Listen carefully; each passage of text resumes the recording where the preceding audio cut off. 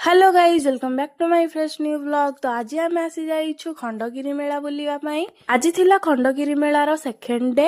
एटा February 4 रु start हेतिला। जेहेतु आज मार्केट डे थिला सेति पई लोक बहुत ही कम थिले, सेति पई हमें भल से कंफर्टेबली बुली पारथिलु। एठी सब प्रोडक्ट अफोर्डेबल रेट रे पड़ीथिला और मते ए ट्रेडिस गुडा तो बहुत ही सुंदर लागुथिला। जेहेतु मेला गोटे दिन रु ही स्टार्ट हेतिला सेति पई दोली गुडा भी फांका थिला, बहुत ही कम लोक दोली खेलुथिले। मोर तो फर्स्ट टाइम थिला खंडगिरी मेला। या पूर्वरु मु केभे भी खंडगिरी मेला देखि नथिली, सेतिपाई मु सब व्यू को एंजॉय करी ही जाउथिली। आ एटा देखंतु, एटा होची उदयगिरी, जोटा की बंद हे जाइथिला। यार ओपनिंग आ क्लोजिंग टाइम होची सकाळ 6 रु संध्या 6। मेला बुला बुली सह आमे टिके पेट पूजा करि देइथिलु स्वीट कॉर्न सहित।